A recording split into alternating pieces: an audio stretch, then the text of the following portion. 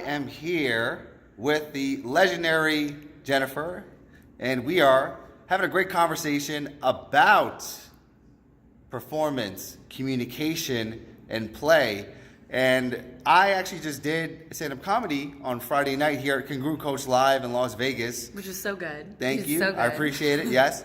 And the whole thing we were talking about was the advent of having range in your communication. Also, I challenged Jen to do a night of stand-up comedy, which she'll be debuting very soon. She lets us about the challenges. But I would love to hear your insights on communication, creativity, and play. Yes. So especially whether it's on stage or in communication with someone one-on-one or a group, what we were talking about even yesterday was just the power of really connecting to a human to human. And how do you do that? And one of the most powerful ways to do that is through humor or through stories. To really, one of the terms I like to use is charm and disarm someone, so that we can cut to the chase and really just connect as humans rather than just with our words and through our head. Absolutely love that, charm and disarm. And I was just telling Jen, like, she just gave this incredible speech, and she was moving around on stage, owned it, powerful delivery. But also, what was really good was her storytelling and the visual cues, and that's one thing that I agree upon. And I would love you to share on the importance of having the visuals, because you could explain, there's a term that says show them, don't tell them. And when they see a vision in their mind's eye, it sticks. Yeah. So if you think about it, the human mind, and just the way that we operate as humans, we operate through story, and we operate through emotion.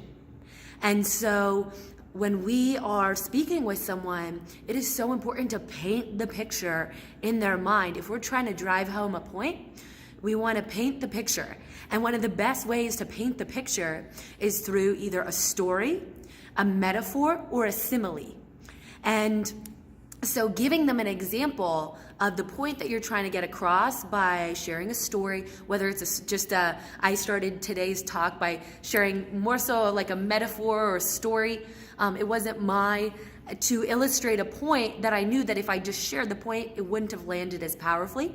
And then I shared a personal story so that they could really go through the emotion and the journey with me to drive home the point that I was making, which is to operate from your vision rather than your circumstance. Yes. And most people don't understand story. Can you explain metaphor and simile? Yes. So a metaphor would be almost like a kind of like statement. So something that you use that is amazing is using the metaphor of selling and marketing is kind of like dating. So using the metaphors of combining this area that may feel a little elusive to them, like selling and marketing, and connecting it to the dot, or connecting it to dating.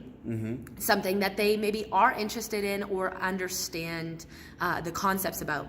And then simile is like stories that maybe aren't personal stories, but you're taking them on a journey to illustrate, like business is kind of like it's farming, and let me tell you a little story or a simile about farming that is connected to business. So now we are taking them outside of this point that we're trying to illustrate by connecting a dot somewhere that they of something that they do have confidence in or they do understand.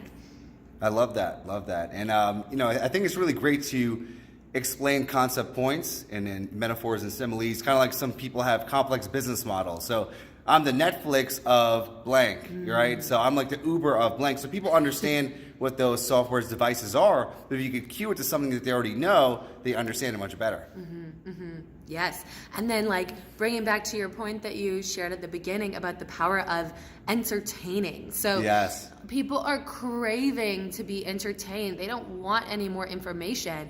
Why is it that a cat video will get 8 million views compared to something that will actually transform someone's life? And so especially in being, I'm committed to becoming a master of influence, and every day I'm constantly asking myself, how can I show up and actually influence people? Because And the influence comes from getting it to land for the other person.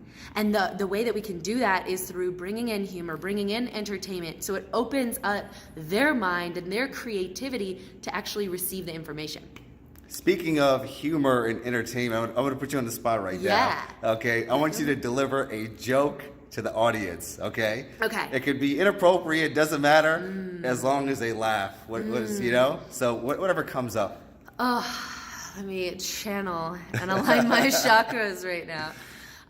One of my favorite jokes is, what do you get when you mix PMS with GPS? What? That crazy bitch gonna find you. And I'm speaking from experience, so ladies, if you're like, oh my God, no, that's me too. I get a little crazy. I get a little crazy every once in a while, every month. Yes. So. Thank you, Jen. You killed it. Don't mess with those. Yes, I cannot wait to see you on stage. I'll be at your show. Oh my God. Yes. Yeah, lots of blonde jokes, lots of Canadian jokes, lots of young girl that has little swag jokes. I had a few dick pic jokes in my routine, and those always go well. Yes. Thanks All right. for watching. Thank you. Peace out.